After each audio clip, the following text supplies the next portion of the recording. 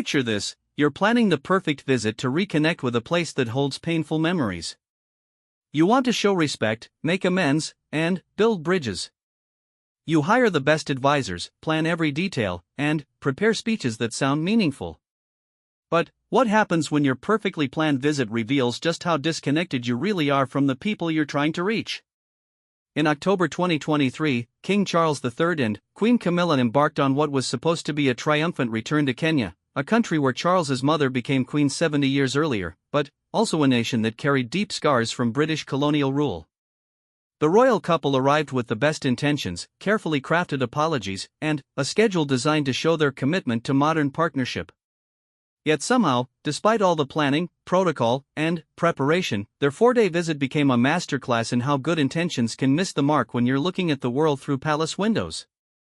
This is the story of what happens when tradition meets reality, when royal duty encounters genuine human pain, and when saying the right words isn't enough if you're not truly listening to the response. What unfolded in Kenya wasn't just a diplomatic visit gone slightly wrong. It was a revealing glimpse into how the weight of history, the burden of inherited guilt, and the challenge of authentic connection can turn even the most well-meaning gesture into something that feels painfully out of touch. This is that story, told through the eyes of those who watched it happen, those who planned it, and those who lived through its awkward, complicated, deeply human reality. The morning sun cast long shadows across the tarmac at Jomo Kenyatta International Airport as the royal aircraft touched down on October 31, 2023. Inside the plane, King Charles III adjusted his tie one final time, glancing at the briefing notes that had consumed his attention for weeks. Beside him, Queen Camilla smoothed her cream-colored dress, chosen specifically for its respectful simplicity. Neither spoke about the weight pressing down on this moment, but both felt it. This wasn't just any state visit. Kenya held a unique place in Charles's personal history and Britain's complicated past. It was here, in 1952, that his mother Princess Elizabeth had learned of her father's death and her own sudden elevation to the throne. The romantic story of a princess becoming queen while staying at the famous Treetops Hotel had become part of royal legend. But there was another story, darker and more complex, that had taken decades to fully acknowledge. The Kenya that Charles was visiting in 2023 was a country still processing the trauma of the Mau Mau uprising and the brutal British response that followed in the 1950s. Thousands of Kenyans had died, many in detention camps where torture and abuse were systematic. Documents released in 2012 had revealed the full extent of British atrocities, leading to a legal settlement and official acknowledgement of suffering. But acknowledgement on paper was different from looking into the eyes of survivors. As the plane's doors opened and the humid Kenyan air rushed in, Charles took a deep breath. He had spent months preparing for this visit with his advisors, crafting what they hoped would be the right balance of respect, regret, and forward-looking partnership. The Foreign Office had been particularly careful about the messaging. They wanted to acknowledge past wrongs without opening legal floodgates. They wanted to show genuine remorse without accepting full institutional blame. It was a diplomatic tightrope that required every word to be weighed. The red carpet stretched before them as they descended, with President William Ruto waiting at the bottom with a warm but measured smile. The military band played both national anthems as Charles and Camilla took their first steps on Kenyan soil as king and queen consort. The ceremony was flawless, the pictures perfect, but even in these opening moments, there was something forced about the formality. Charles had always prided himself on being more emotionally intelligent than his mother, more willing to engage with difficult histories and show genuine feeling. He had spent years as Prince of Wales visiting Commonwealth countries and grappling with the legacy of empire. He understood, or thought he understood, that this generation of royals needed to do things differently.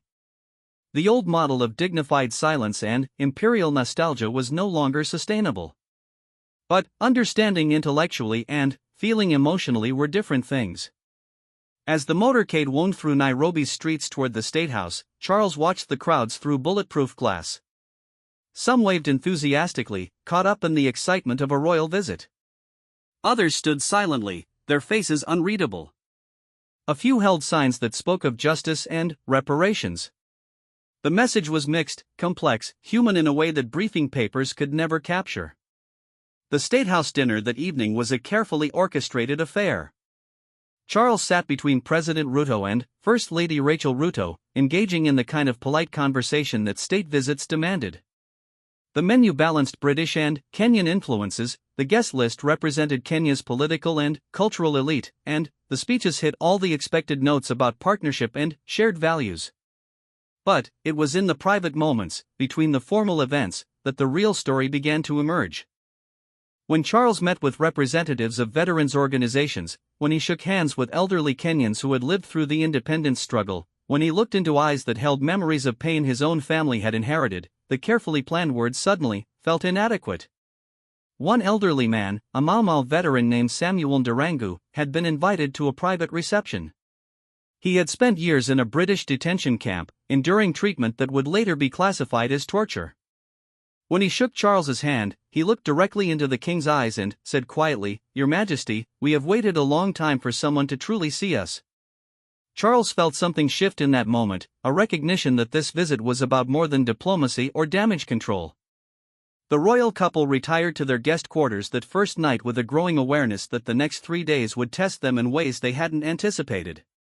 Charles spent hours reading additional briefing materials, trying to understand not just the historical facts but the emotional reality of what Britain had done in Kenya. Camilla, who had initially seen this trip as a chance to support her husband in his new role, began to realize she was witnessing something profound about the cost of inherited responsibility. The palace staff who traveled with them noticed the change in atmosphere. The usual royal tour rhythm of events, meetings, and photo opportunities was there, but underneath ran a current of genuine moral reckoning that made everyone slightly uncomfortable. This wasn't the sanitized version of colonial history that earlier royal visits had navigated. This was messy, painful, real. The next morning's schedule included a visit to the Uhuru Gardens, where Kenya's independence was celebrated. Charles would lay a wreath and make remarks about shared history. His speech had been written and rewritten, every phrase examined for its implications. The Foreign Office wanted acknowledgement without apology, regret without legal liability, partnership without patronage. It was an impossible balance. As Charles practiced his remarks that second morning, he found himself thinking about his mother and what she might have done. Queen Elizabeth had mastered the art of saying everything and nothing, of showing feeling without revealing vulnerability. But Charles had always been different, more willing to wade into controversy, more comfortable with authentic emotion even when it was complicated. The breakfast meeting with Kenyan officials that morning was supposed to be routine, but it quickly became clear that routine was not what this visit was about. Deputy President Rigathi Gachagua spoke frankly about the ongoing impact of colonial trauma on Kenyan society, about how the wounds of the 1950s continued to affect families and communities. He was respectful but direct, creating a space for honest conversation that the formal diplomatic language usually avoided. Charles found himself responding with an openness that surprised his own advisors. He talked about the burden of inherited responsibility, about trying to understand mistakes made by previous generations while building something better for the future. It was the kind of conversation that doesn't usually happen on state visits, where real feelings intrude on diplomatic courtesy. By the time they left for their first major public event, both Charles and Camilla knew they were navigating uncharted territory. The carefully planned visit was still proceeding according to schedule, but underneath the official program, a more complicated and human story was beginning to unfold. They were about to discover that good intentions and careful planning were just the beginning of what this trip would demand from them. The morning sun was getting hotter as their motorcade prepared to leave for the Uhuru Gardens. Charles looked out at the Nairobi skyline, a mix of modern towers and sprawling informal settlements that told the story of a country still working to fulfill its independence promises. In a few hours, he would stand before Kenyan leaders and citizens to address the most painful chapter in British-Kenyan relations. All the preparation in the world couldn't change the fact that he was about to confront history face to face. The Uhuru Gardens held a special significance that went beyond its role as a memorial site. This was where Kenya had celebrated its independence in 1963, where thousands had gathered to witness the lowering of the Union Jack and the raising of the new Kenyan flag. For many Kenyans, it represented the end of colonial rule and the beginning of self-determination. For Charles, standing there 60 years later, it represented something more complicated. As the royal motorcade arrived at the gardens, Charles could see the carefully arranged gathering of officials, veterans, and invited guests. The crowd was respectful but watchful, their faces reflecting decades of complex feelings about Britain and its royal family. This wasn't the enthusiastic celebration that often greeted royal visits to Commonwealth nations. This was something more measured, more guarded. The wreath-laying ceremony began with the usual military precision. Charles approached the memorial with the slow, deliberate pace that royal protocol demanded, his face showing the concentration of someone carrying the weight of history. As he bent to place the wreath, a moment of silence fell over the gathering. In that silence, everyone present seemed to feel the accumulated weight of the years between independence and this moment. But it was Charles's speech that would define this part of the visit.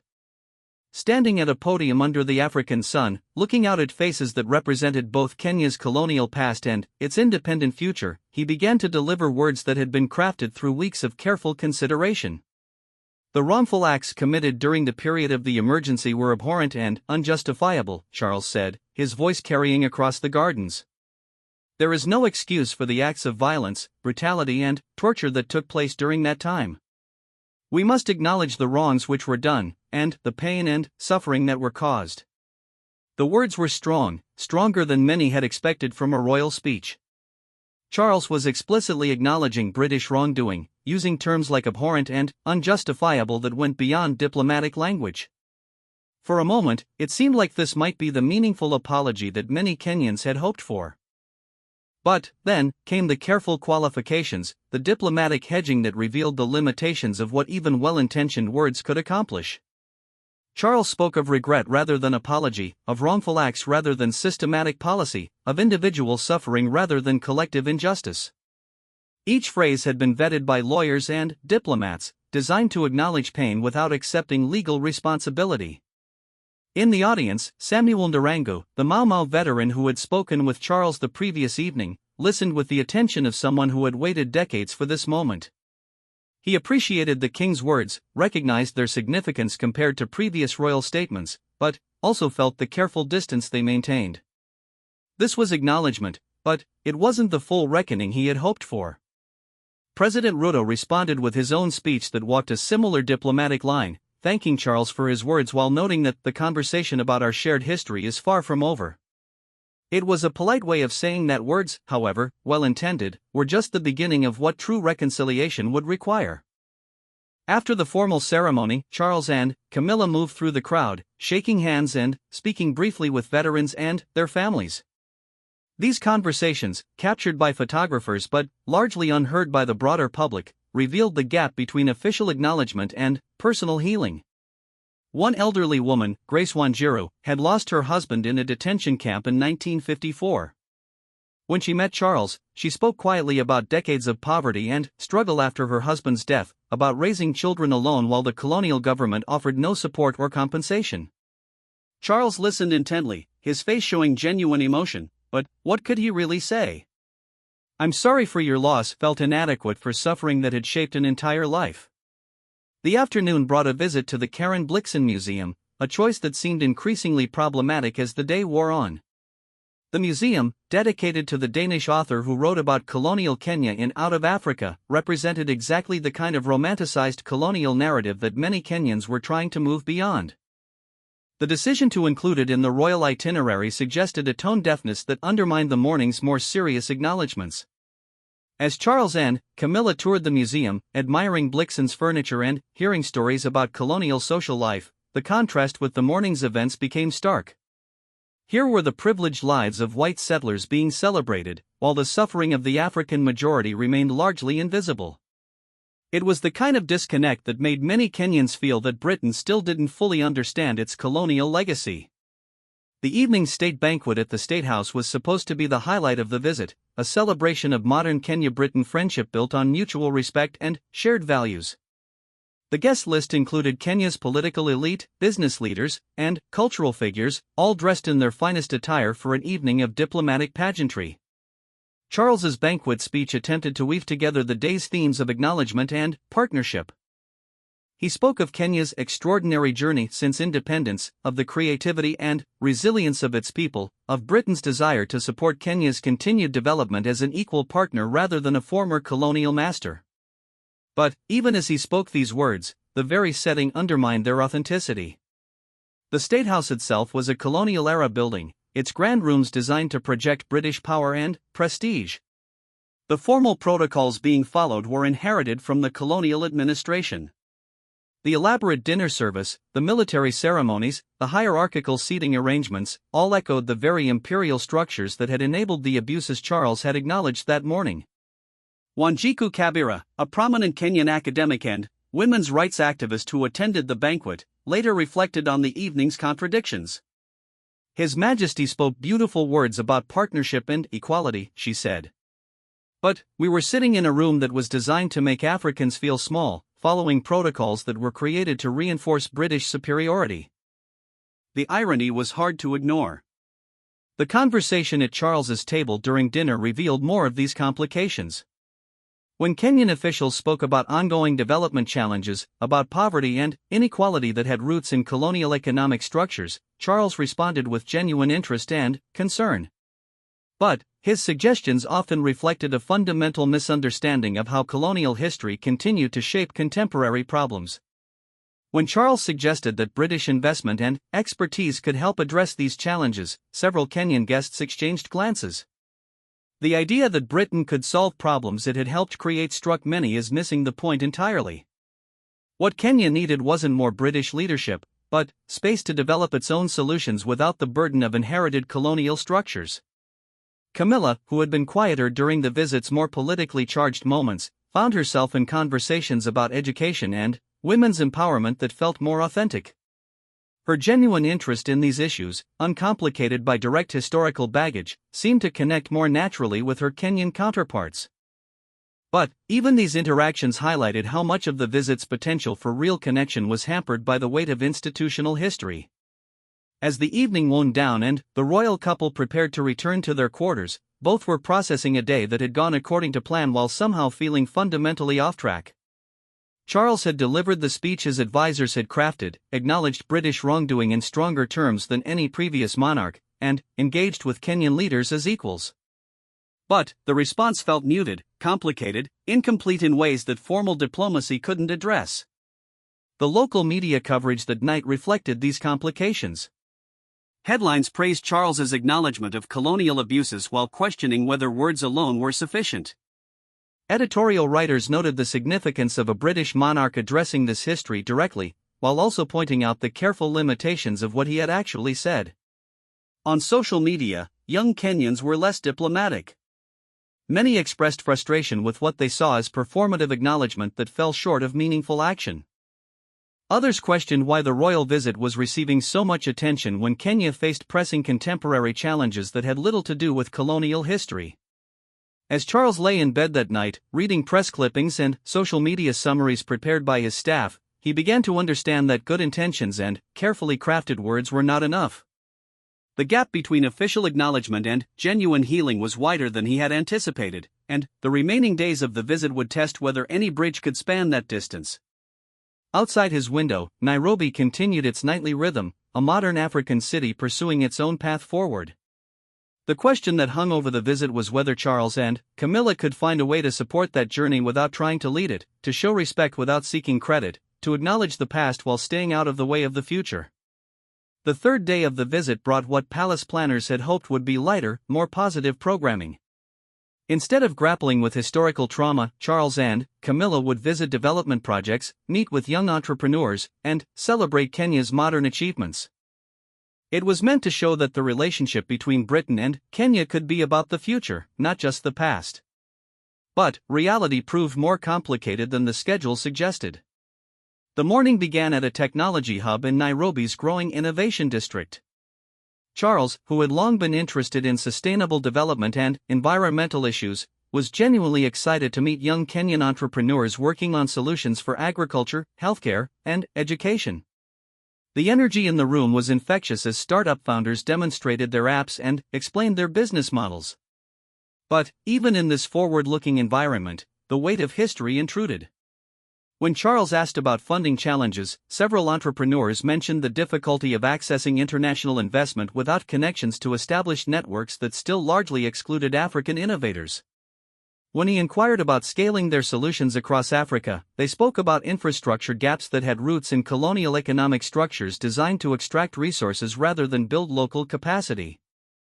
One young woman, Sarah Makaria, had developed an app that helped smallholder farmers access market information and fair pricing. As she demonstrated the technology to Charles, she explained how colonial agricultural policies had concentrated land ownership and created market structures that still disadvantaged small farmers. Her innovation was impressive, but it was also a response to problems that British policies had helped create. Charles listened intently, asking thoughtful questions that showed genuine engagement with the issues. But his suggestions often revealed the gap between royal good intentions and practical understanding. When he proposed connecting Kenyan startups with British universities for research partnerships, several entrepreneurs politely noted that what they needed most was access to capital and markets, not more academic collaboration. The disconnect became more apparent when Charles visited a British-funded development project later that morning. The program, which provided business training for women entrepreneurs, was well-intentioned and professionally managed. But the sight of British officials explaining to Kenyan women how to run businesses in their own country struck many observers as a continuation of colonial paternalism in modern dress. Margaret Wamboe, one of the program participants, had mixed feelings about meeting the king. She appreciated the funding that had helped her expand her small business, but she was also frustrated by the assumption that Kenyan women needed British expertise to succeed as entrepreneurs. "We have been running businesses in this country for centuries," she told a reporter later. "What we need is capital and market access, not lessons on how to do what we already know how to do."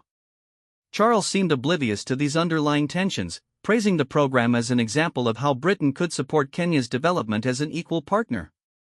His enthusiasm was genuine, but it reflected a fundamental misunderstanding of how such programs were perceived by their supposed beneficiaries. The afternoon brought a visit to a conservation project that highlighted another complicated aspect of the colonial legacy. The park where Charles and Camilla walked among rescued elephants had been created by displacing local communities whose traditional land use practices were deemed incompatible with wildlife conservation. The conservation work was important and necessary, but it also reflected the ongoing impact of colonial ideas about how land should be used and by whom. As Charles spoke with park officials about anti-poaching efforts and elephant rescue programs, he missed the irony that many of the poachers were local people who had been displaced from their traditional hunting grounds by conservation policies imposed without their consultation.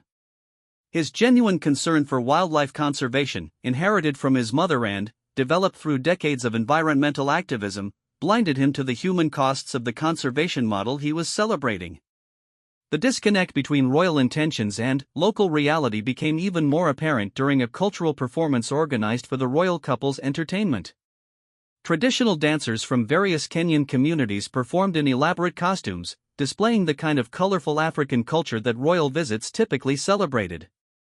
But the performance had been organized by the government's cultural ministry, with dancers selected and choreographed to present an sanitized version of traditional culture for foreign consumption. Several of the dancers later expressed frustration with how their cultural traditions had been packaged for royal consumption. "They wanted us to perform authentic African culture, but only the parts that would be comfortable for foreign visitors," explained Joseph Kamani, a traditional drummer who participated in the performance.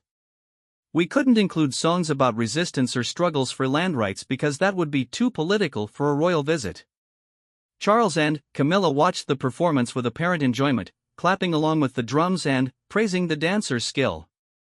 But they were experiencing a carefully constructed version of Kenyan culture, designed to be fascinating without being challenging, exotic without being threatening. It was exactly the kind of cultural tourism that many Africans were trying to move beyond. The evening's program included a private dinner with Kenyan business leaders, intellectuals, and civil society activists. This was supposed to be Charles's opportunity for deeper engagement with Kenya's elite, a chance to move beyond ceremony and protocol to substantive conversation about the country's future. The dinner conversation did indeed become more substantial, but not in ways that Charles had anticipated. Dr. Wanjiro Kihoro, a prominent historian and former political prisoner, spoke directly about the ongoing impact of colonial trauma on Kenyan society. She explained how colonial policies had fractured traditional governance systems, created ethnic tensions that persist today, and established economic structures that continue to disadvantage the majority of Kenyans.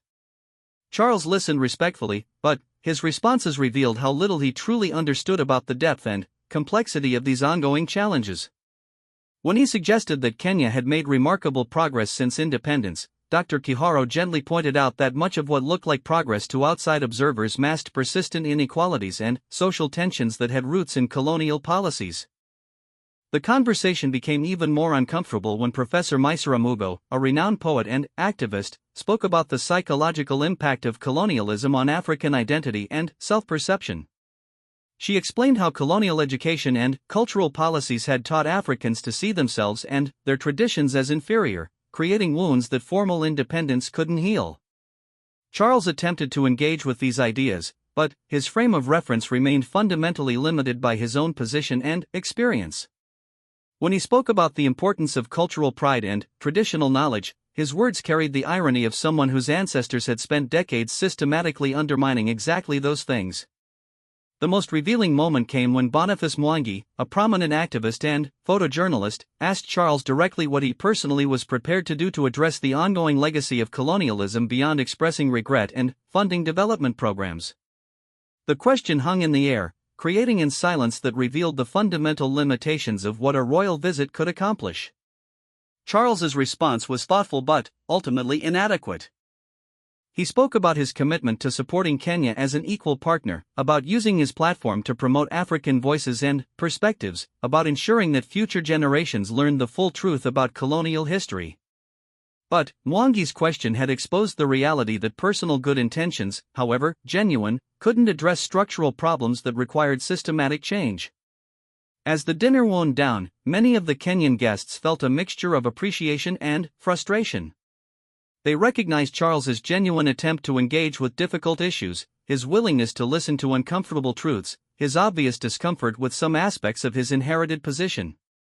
But they also felt that he remained fundamentally unable to see beyond his own institutional perspective. The royal staff who witnessed these exchanges began to understand that this visit was revealing problems that couldn't be solved through better planning or more careful messaging. The gap between royal intentions and African reality wasn't just about communication or cultural sensitivity. It was about fundamental differences in perspective that reflected ongoing power imbalances rooted in colonial history. As Charles and Camilla retired that evening, both were processing conversations that had challenged their assumptions in ways they hadn't expected. Charles had always prided himself on being more progressive than previous generations of royals, more willing to engage with difficult issues and acknowledge uncomfortable truths. But the day's events had shown him that good intentions and progressive attitudes weren't enough to bridge the gap between his world and the reality of post-colonial Africa.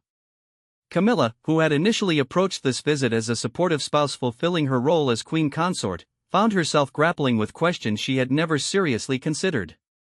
The weight of inherited responsibility, the complexity of historical trauma, the ongoing impact of colonial structures on contemporary life, these weren't abstract issues that could be addressed through charity work and ceremonial appearances. The next morning would bring new challenges as the royal couple visited sites more directly connected to the trauma of the colonial period. But, already, the carefully planned narrative of reconciliation and partnership was giving way to something messier and more human, a recognition that healing historical wounds required more than royal acknowledgement and good intentions. The fourth day of the visit brought Charles and Camilla face to face with the darkest chapter of British colonial rule in Kenya. They were scheduled to visit sites connected to the Mau Mau uprising and meet with survivors of the detention camps where British forces had tortured and killed thousands of Kenyans. No amount of careful planning could prepare them for the emotional weight of these encounters. The morning began with a visit to a memorial site outside Nairobi where mass graves had been discovered, containing the remains of Mau Mau fighters and civilians killed during the emergency.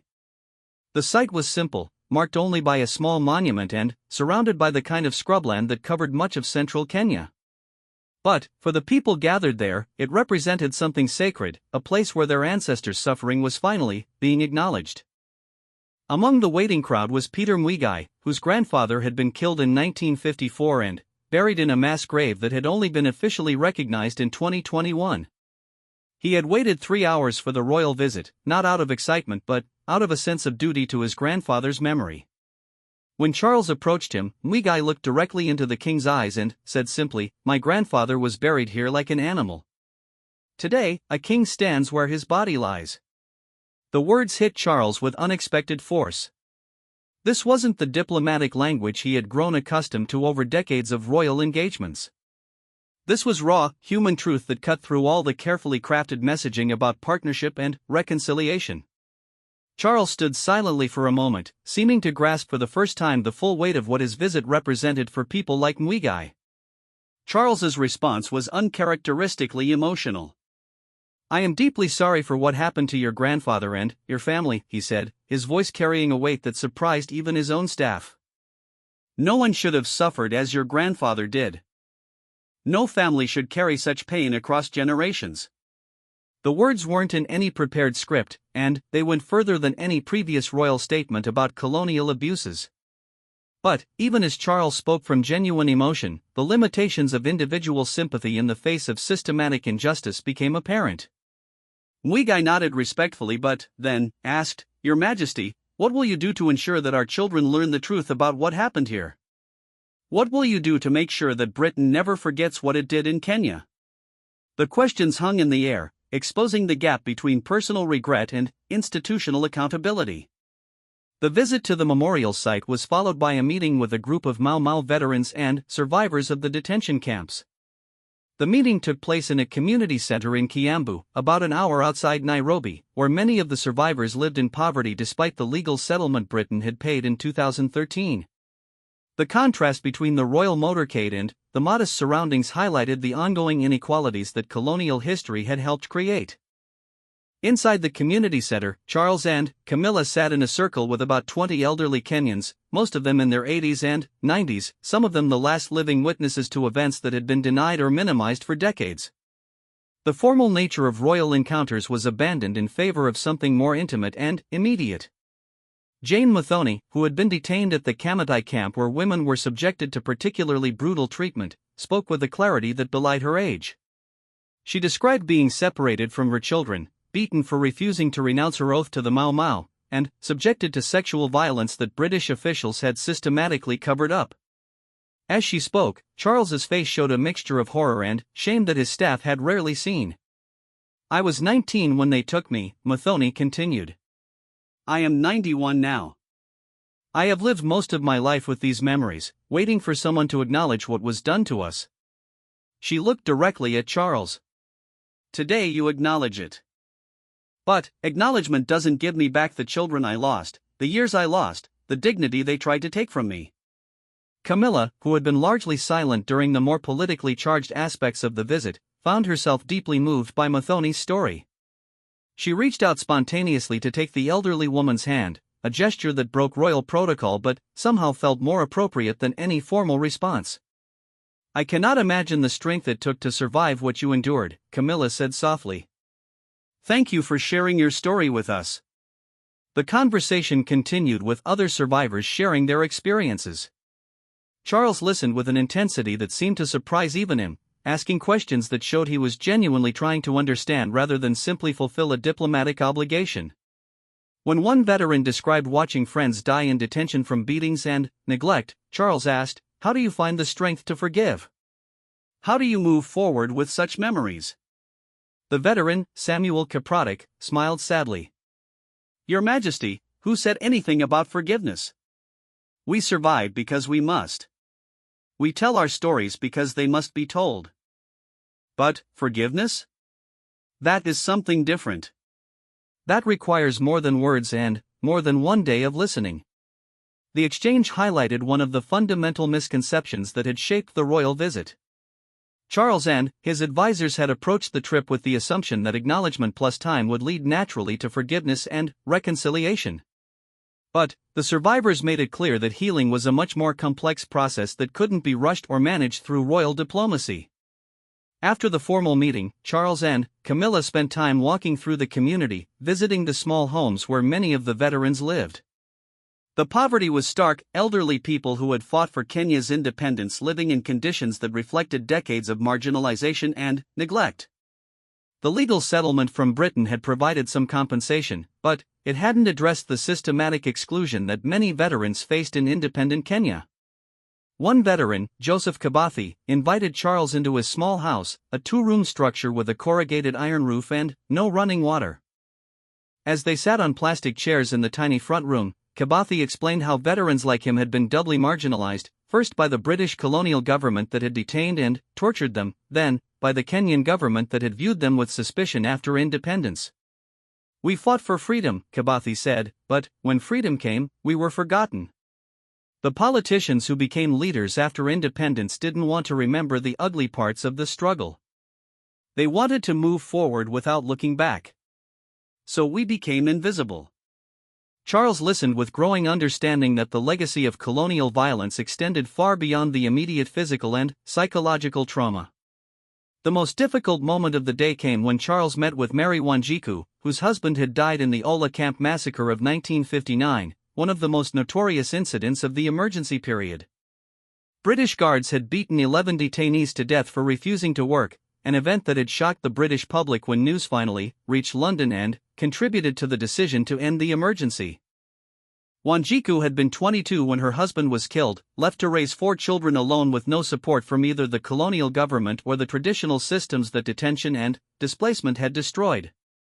She had never remarried, spending her life working as a domestic servant to support her family.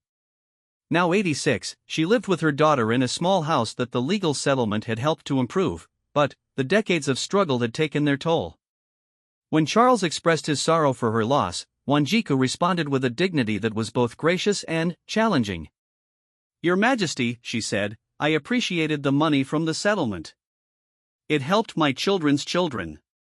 But what I really wanted was for someone to say that my husband died for something important, that his life mattered, that what they did to him was wrong."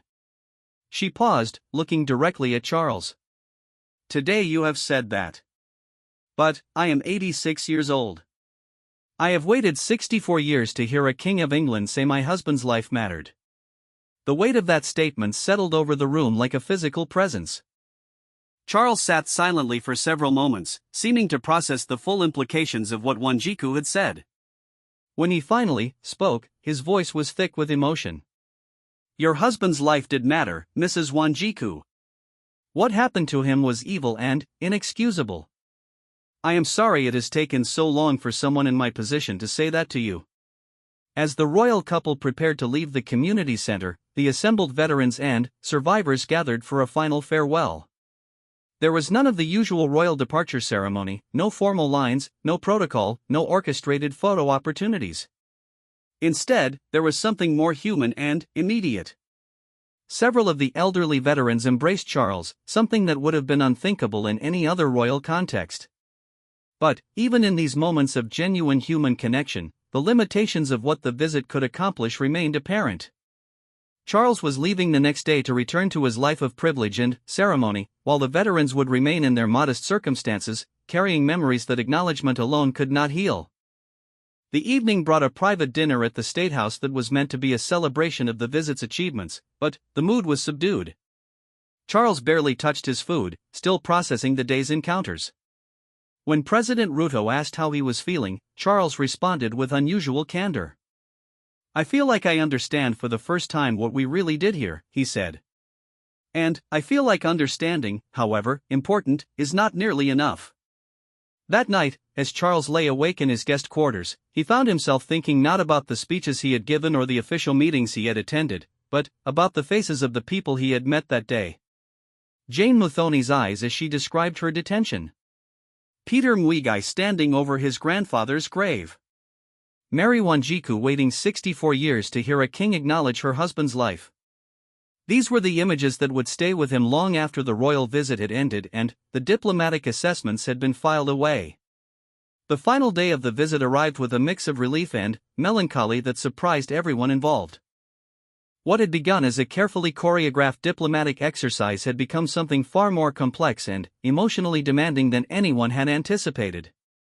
As Charles and Camilla prepared for their departure, both knew they were leaving Kenya fundamentally changed by what they had experienced. The morning's final engagement was a visit to the University of Nairobi, where Charles was scheduled to deliver a speech about education, innovation, and Kenya's bright future. It was meant to end the visit on an optimistic note, looking forward rather than backward. But, after the previous day's encounters with Mau Mau veterans, even this forward-looking event carried the weight of history. The university auditorium was packed with students, faculty, and invited guests, many of them young Kenyans who represented the country's post-independence generation. For them, colonial history was something they had learned about in school rather than lived through personally. They were more interested in Charles's views on climate change, economic opportunity, and global partnership than in relitigating the past. Charles's speech attempted to thread the needle between acknowledging the serious conversations of the previous days and celebrating Kenya's contemporary achievements. He spoke about the innovation he had witnessed, the entrepreneurship that was driving African solutions to African problems, and the potential for partnership between Britain and Kenya based on equality and mutual respect. But, even as he delivered these optimistic messages, Charles found himself thinking about the veterans he had met the day before. How could he celebrate Kenya's bright future without acknowledging that many of those who had fought for that future were living in poverty and obscurity? How could he talk about partnership when the relationship remained fundamentally shaped by unequal power dynamics? The students in the audience seemed to sense this tension. During the question and answer session that followed his speech, their inquiries were respectful but probing. One young woman asked what Britain was prepared to do beyond symbolic gestures to address the ongoing economic inequalities that had roots in colonial exploitation. A graduate student in history questioned whether royal acknowledgement of past wrongs was meaningful if it wasn't accompanied by systematic efforts to understand and address their ongoing impact. Charles answered as thoughtfully as he could, but his responses revealed the fundamental limitations of what a royal visit could accomplish. He spoke about Britain's development aid programs, about educational exchanges and business partnerships, about his personal commitment to ensuring that future generations learned the full truth about colonial history. But these answers felt insufficient compared to the magnitude of the issues being raised. The most challenging question came from James Nuwati, a PhD student studying post-colonial African literature. "Your Majesty," he said, "you have acknowledged the horrors of what Britain did in Kenya during the emergency. But those horrors were not aberrations, they were the logical extension of colonial policies that viewed Africans as less than human. How can there be genuine partnership between Britain and Africa while Britain continues to benefit from wealth that was extracted through centuries of exploitation?" The question hung in the air, exposing the deeper structural issues that individual goodwill and diplomatic acknowledgement couldn't address. Charles's response was honest but inadequate. "That is a question that requires more than royal visits and ceremonial speeches to answer," he said. "It requires ongoing conversation, systemic examination of our shared history, and a willingness to grapple with uncomfortable truths. I cannot solve these problems, but I can commit to using whatever influence I have to ensure that these conversations continue." After the university event, Charles and Camilla had a final private meeting with President Ruto and First Lady Rachel Ruto. The conversation was franker than most diplomatic encounters, with both sides acknowledging that the visit had been more emotionally intensive than anyone had expected. "Your Majesty," President Ruto said, "I believe this visit has been important not because it has solved anything, but because it has revealed the depth of work that remains to be done. Your willingness to listen to our veterans, to acknowledge their pain directly, has meant something to our people. But we both know that acknowledgement is just the beginning." Charles nodded, seeming older and more burdened than he had at the start of the visit. "Mr. President, I came here thinking I understood what this visit would require of me. I was wrong. I leave knowing that I have barely begun to understand the full weight of what Britain did in Kenya and what that means for our relationship going forward." The conversation touched on practical next steps, educational exchanges that would bring more African perspectives into British schools, economic partnerships that would be genuinely mutual rather than extractive, cultural programs that would celebrate African achievement rather than exotic otherness. But all of these initiatives felt modest compared to the scale of the historical and ongoing challenges that the visit had revealed. As the royal couple prepared to leave for the airport, they made an unscheduled stop at the small memorial garden where they had met with Mau Mau veterans the previous day.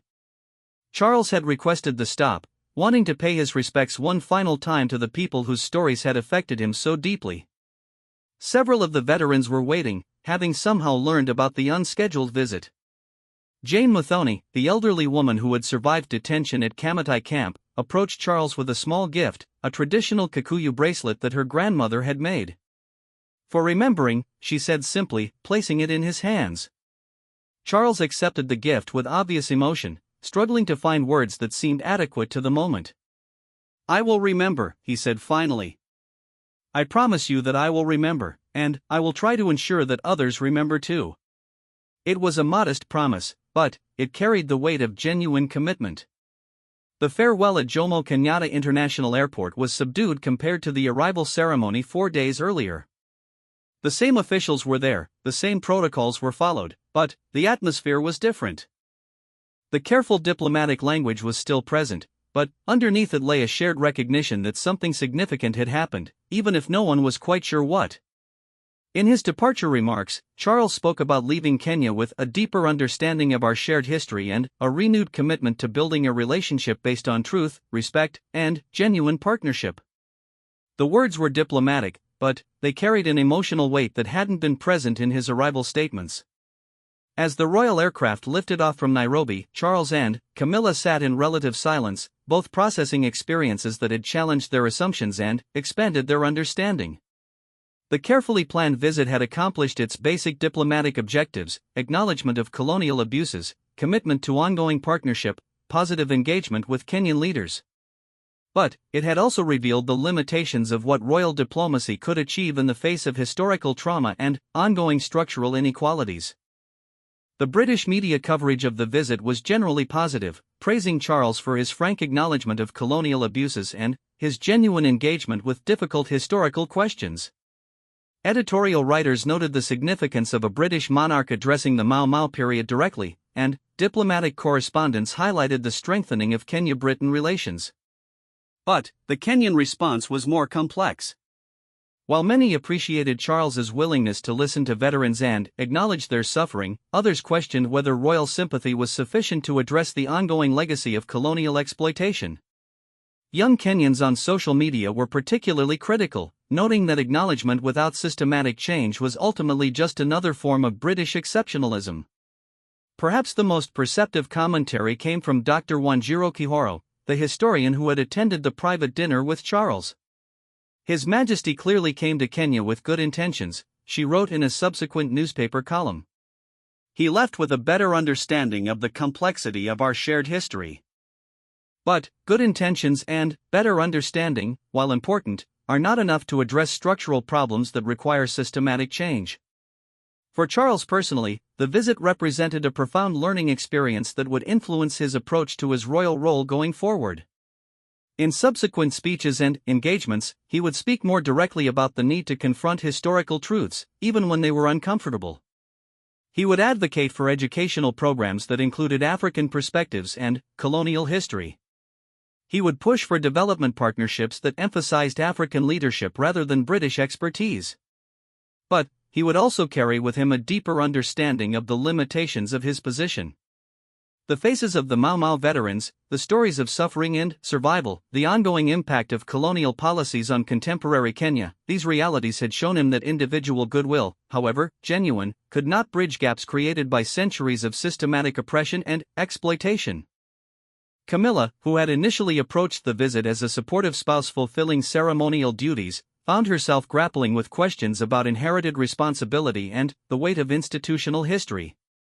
The conversations with women like Jane Muthoni and Mary Wanjiku had shown her that the royal role carried moral obligations that extended far beyond charity work and public appearances.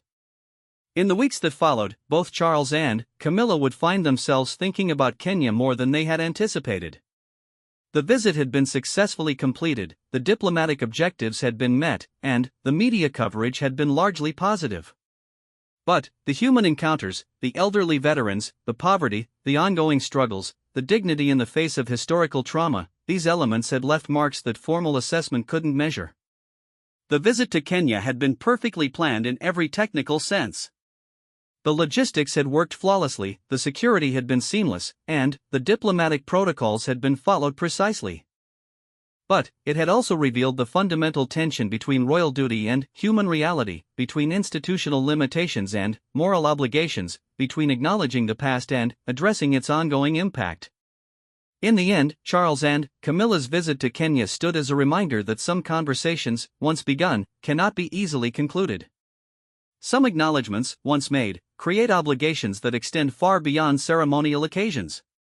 And some encounters with historical truth, however carefully managed, have the power to change everyone involved in ways that no amount of planning can predict or control. The perfectly planned visit had indeed felt out of touch, but perhaps the disconnect was itself a form of education, a reminder that the gap between royal intentions and African realities reflected deeper structural problems that would require more than diplomatic visits to address. The question that lingered was whether this recognition would lead to meaningful change, or whether it would simply become another chapter in the long history of well-intentioned British engagement with its colonial legacy.